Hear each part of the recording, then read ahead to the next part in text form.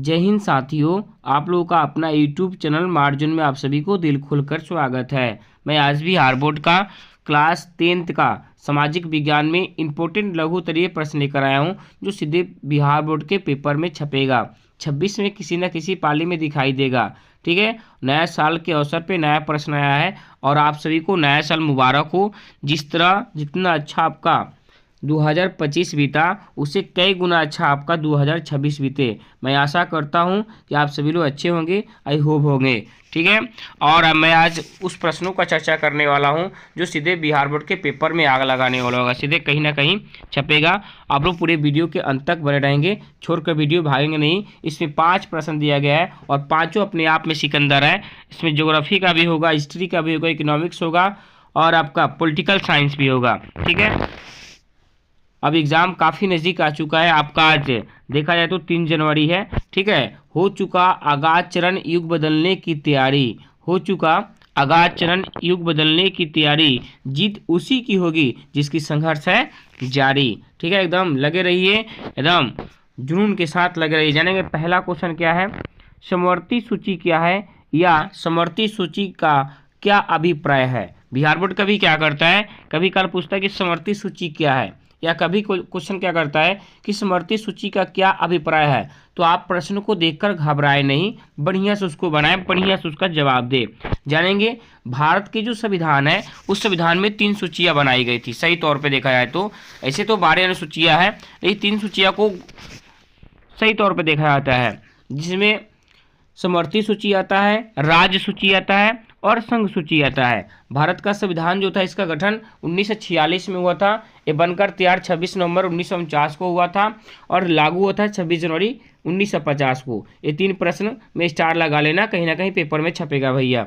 समवर्ती सूची क्या होता है, केंद्र और राज्य दोनों के लिए महत्व रखने वाली विषयों को एक सूची बनाई गई है, जिसे समवर्ती सूची कहते हैं।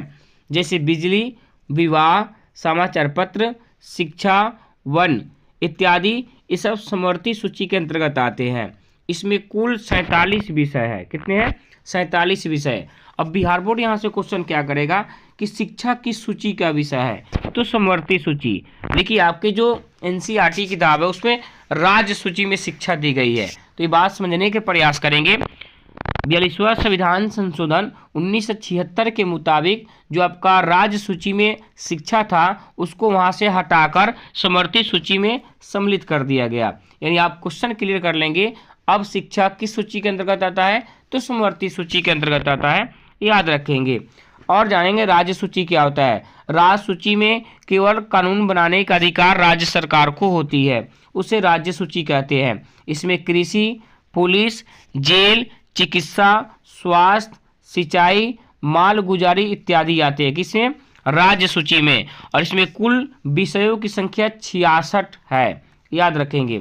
उसके बाद होता है संघ सूची। संघ सूची में कानून बनाने का अधिकार केवल केंद्र सरकार को होती है, उसे हम संघ सूची कहते हैं। जैसे प्रतिरक्षा, विदेशी नीति, डाकघर, तार, टेलीविजन, रेल, मुद्रा, बीमा, विदेशी व्यापार, यह सब आपके संघ सूची के अंतर्गत आते हैं, जिसमें 97 विषय आते हैं। संघ सूची में कितने विषय आते हैं? 97, याद रखेंगे। ये 3 प्रश्न कहीं ना कहीं बिहार बोर्ड में छपेगा, आप इस पर बढ़िया से क्लियर कर लेंगे, मैंने यहाँ पे बता दिया। दूसरा क्वेश्चन जानेंगे, बंधुआ मजदूर किससे कहते हैं।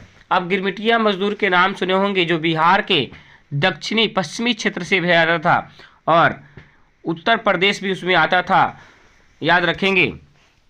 उत्तर प्रदेश में दक्षिणी बिहार से भेजा जाता था और पश्चिमी बिहार से आपके गिरमिटिया मजदूर भेजे जाते थे। बंधुआ मजदूर किसे कहते हैं? बिना परिश्रमिक के जबरन कार्य करने वाले मजदूर को बंधुआ मजदूर कहते हैं।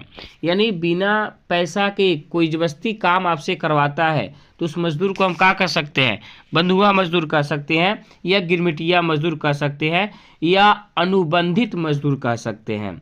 यह प्रथा भारत के काफ़ी प्राचीन काल से प्रचलित है। जमींदार बिना पारिश्रमिक दिए ही गरीबों से दिन भर काम करवाते थे, अब यह प्रथा समाप्त हो गया है।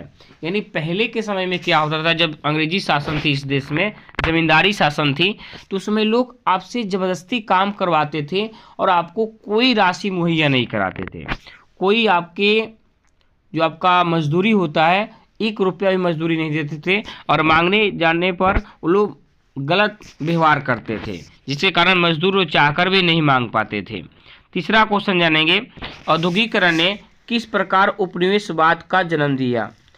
औद्योगिकरण जो होता है ना, इसके बारे में थोड़ा जानने का प्रयास करेंगे। औद्योगिक क्रांति यानी औद्योगिकरण 18वीं शताब्दी में इंग्लैंड में आया था। इसको आने से देश में जितने बड़े बड़ी कंपनियां थी, छोटे मोटे लघु कुटीर उद्योग, वो सब कंपनियां बंद हो गई टोटल। और बंद होने के कारण वहाँ के इतिहासकारों ने इसे निरुद्योगीकरण की संज्ञा दिया।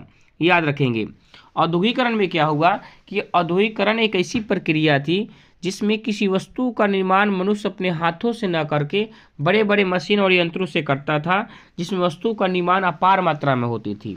इसी को औद्योगिकरण कहा जाता था।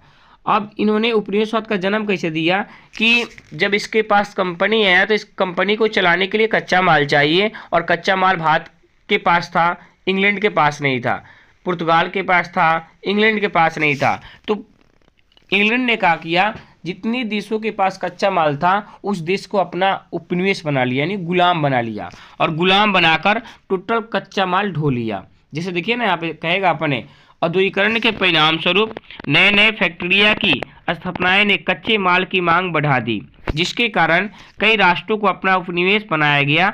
इस प्रकार औद्योगिकरण ने उपनिवेशवाद का जन्म दिया। इतना सरल भाषा में आपको बताया गया है, पूरे यूट्यूब चैनल पर किसी के चैनल पर नहीं मिलेगा इतना सरल भाषा। अब जानेंगे तापीय प्रदूषण को परिभाषित करें। तापीय प्रदूषण क्या होता है? ताप से भी पोल्यूशन होता है कभी कभी। अब कौन से ताप से होता है समझने के प्रयास करेंगे। आप कभी कभी देखिए क्या करते हैं, नदी में, पोखरा में गर्म पानी डाल देते हैं, नाला में, तो उसमें जितने जीव होते हैं ना, उनके लिए वो खतरनाक साबित होता है, वो लोग मर जाते हैं, उनके लिए पोल्यूशन के तौर पे दिखाई देता है। मछली आपके जलीय जीव है, बहुत से जीव है, घड़ियाल के नाम सुने होंगे, जो कहीं ना कहीं उनको दिक्कत हो जाती है इस बात को लेकर। देखिएगा, उद्योगों तथा ताप घरों से गर्म जल को बिना ठंडा किए ही नदियों तथा तालाबों में छोड़ दिया जाता है, तो जल में प्रदूषण होता है। उसी को हम क्या कहते हैं? तापीय प्रदूषण कहते हैं, याद रखेंगे। कभी कभी लोग क्या करते हैं, गर्म पानी हो गया, घर से निकला गर्म पानी या कंपनी से, लोग सीधे नाली में, तालाब में छोड़ देते हैं, तो उससे दिक्कत हो जाती है, बहुत से जीव मर जाते हैं। लास्ट प्रश्न जाने का प्रयास करेंगे, आपका इकोनॉमिक्स का क्वेश्चन होगा। अभी जो मैंने बताया तापीय प्रदूषण आपका ज्योग्राफी का था, सुनेंगे। आर्थिक नियोजन का अर्थ राष्ट्र की प्राथमिकताओं के अनुसार देश के संसाधनों का विभिन्न विकासात्मक क्रियाओं में प्रयोग करने ही आर्थिक नियोजन कहलाता है। देखिए, अगर देश को आप बढ़ावा देना चाहते हैं